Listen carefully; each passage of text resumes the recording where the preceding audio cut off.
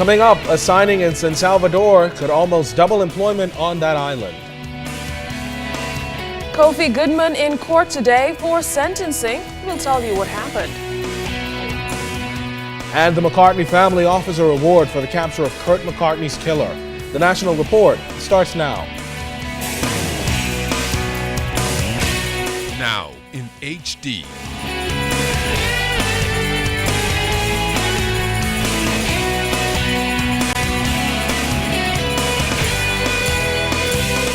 ZNS Network presents The Bahamas Tonight. This segment of the news is brought to you by BTC, powered by Lime. Good evening, everyone. I'm Candino Knowles. I'm Keisha Latterly. Thanks so much for joining us. A $90 million boost for the island of San Salvador today as the government signed an agreement with Sand and Ocean Investments Company to construct a new 5-star, 125-room boutique hotel on that island. The Canadian-based investment company, which partners with Club Med, will also construct 360 condo units, which Club Med will manage, while the new 5-star boutique will be operated by another European brand. Now, senior government and hotel officials gathered on the island today for the official signing, where Prime Minister Perry Christie touted the project, which he projects will generate over $100 million in revenue. The project, he explained, will create hundreds of new construction and permanent jobs, and acknowledged that the government will have to upgrade the existing airport facilities on the island to accommodate direct European flights. These are jobs that will be made available to qualified Bahamians. And when these developments are finished and completed, we're talking about a minimum of 250 Bahamians being employed in the resort operations. So you can see that this is a defining development. Many other indirect jobs in both the public and private sectors and entrepreneurial opportunities will be created. And let me just say this to San Salvadorians.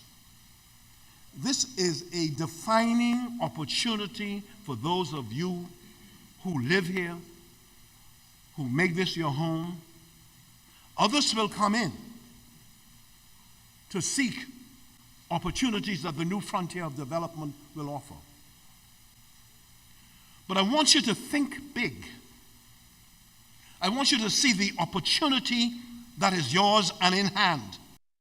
The Prime Minister adds that the project has ushered in a new era of prosperity at a time when unemployment statistics have increased. He expressed deep appreciation, though, for the vote of confidence in the Bahamian people from Sand and Oceans, which the nation's chief believes will attract other developers and employment for the Southeast Bahamas. Club Med CEO Xavier Mccartney assured that the company is here for the long haul. Jean-Marc Daigle and Luc Poirier bring to this project not only their expertise on development, but also all the work, and as I mentioned, a sustainable work on the long term to make this success not only a success for the next 2 years, but a success for the island for the next 10 years and over. It's a long-term commitment with our partner. It's not something we want to do and just leave. We want to really build what we all want to bring for this island.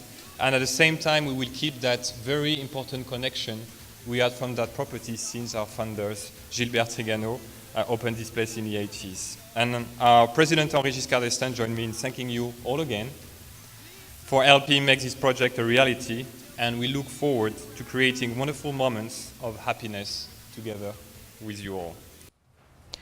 The Mccartney family is offering a reward for information leading to the prosecution of Kurt McCartney's killer or killers. 4 days after the Gambier Village episode that ended the life of the 43-year-old, his brother, DNA leader Granville McCartney, broke his silence today.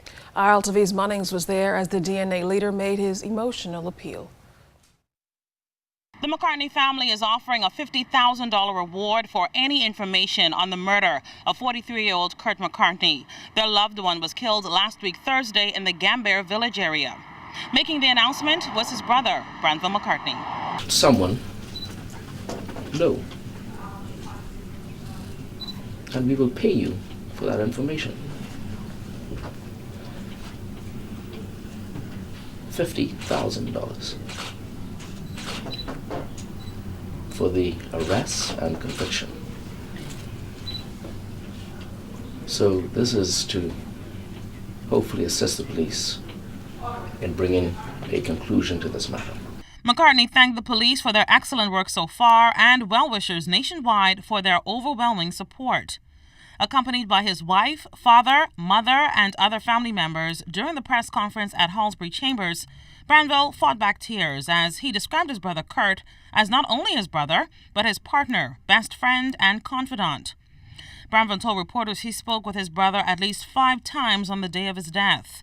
He said their last conversation was at 3:30 that afternoon. Branville says Kurt's death has been rough and a shock to the McCartney family. Thinking about the good times. So even though we mourn, we've had occasions to laugh because of the type of person Kurt was. And of course what he would have wanted, you know. It's a very unfortunate situation.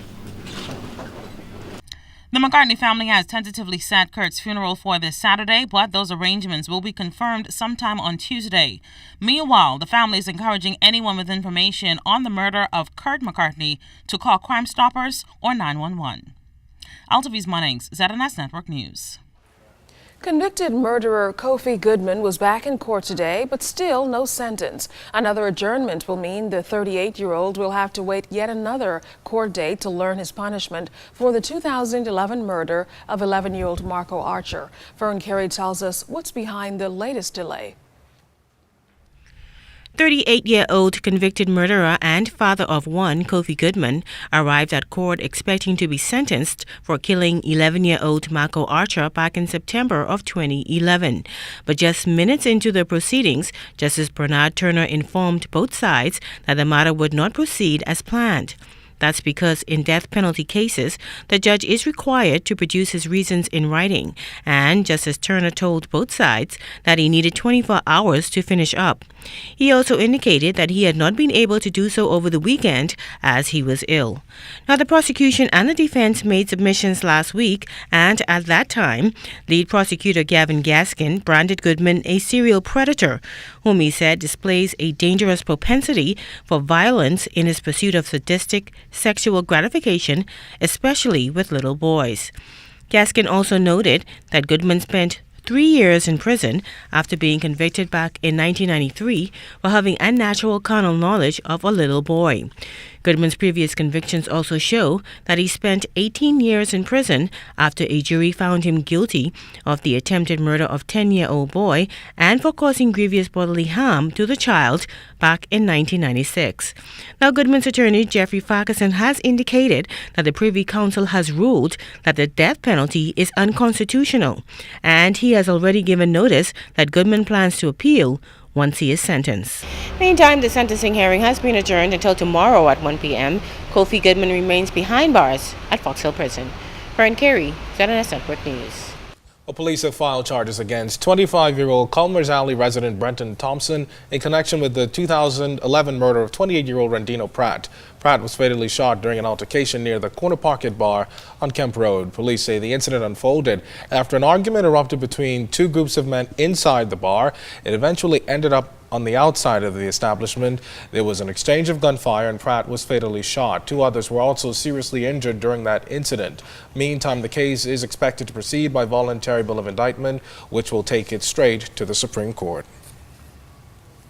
9 men allegedly linked to that $1.3 million drug bust off Eleuthera Thursday appeared in court for arraignment today. The defendants include 37-year-old South Bimini resident Devar Davis, 37-year-old Ramon Colebrook of St. Vincent Road, Boyd Road resident 36-year-old Samiko Rigby, 38-year-old Long Island resident Alan Knowles, 36-year-old Valencio Darling, 38-year-old Elridge Bowleg, 34-year-old Donovan Seymour, 31-year-old Kendrick Smith, and 46-year-old John Cartwright, all of Eleuthera. The defendants are facing conspiracy to import dangerous drugs, possession of dangerous drugs with intent to supply, and importation of dangerous drug charges. They were allegedly caught with the drugs after a team of officers conducted a joint search of an area off Findlay Key that's off North Eleuthera. They intercepted 2 separate speedboats with 4 suspects on each boat. Officers searched both vessels and found more than 1,300 pounds of suspicious suspected marijuana with a street value of $1.3 million. A handgun and ammunition were also found. In court, the defendants pleaded not guilty to the charges. Bail was denied, and they were remanded to prison. They're due back in court in February. Well, the first Gaming Caribbean Forum began this morning at the Atlantis Resort on Paradise Island. There, 180 gaming industry stakeholders from throughout the region assembled. Now, Minister responsible for gaming, the Honorable Obi Wilshcombe, officially opened the event, informing delegates of the government's plan to modernize the industry while ensuring its integrity remains intact.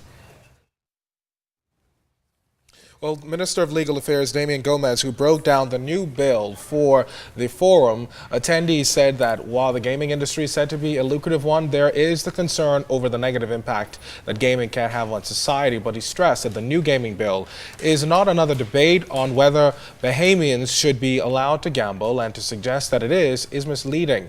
Our Janina Ferguson attended the forum. The renaissance of the gaming industry is upon us as the government prepares for debate on the controversial gaming legislation.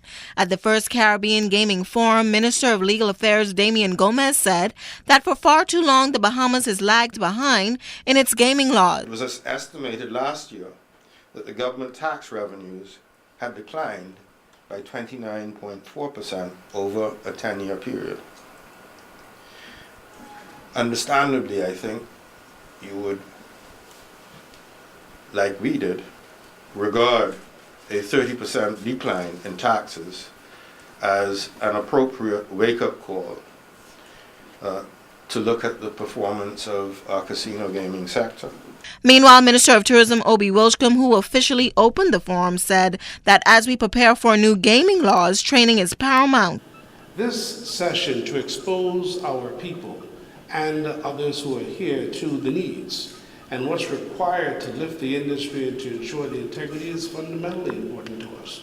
I can tell you why, because if we do not, then of course in this world of competition we'll likely to lose. And this modernization approach will all go well for sustaining an ongoing successful tourism industry. Debate on the new gaming bill continues when the House of Assembly resumes next week, and Gomez says it will greatly increase options for participants and significantly increase the revenue for the country. Janina Ferguson, ZNS Network News.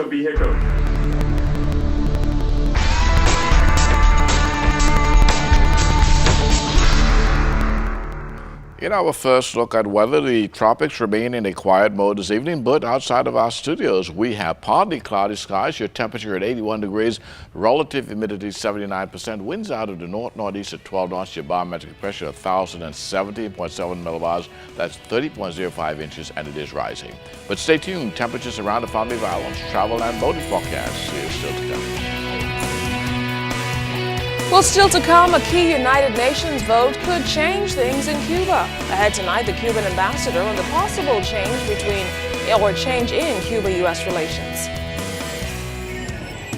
And the search for a new COB president is still on. You're watching the Bahamas Tonight.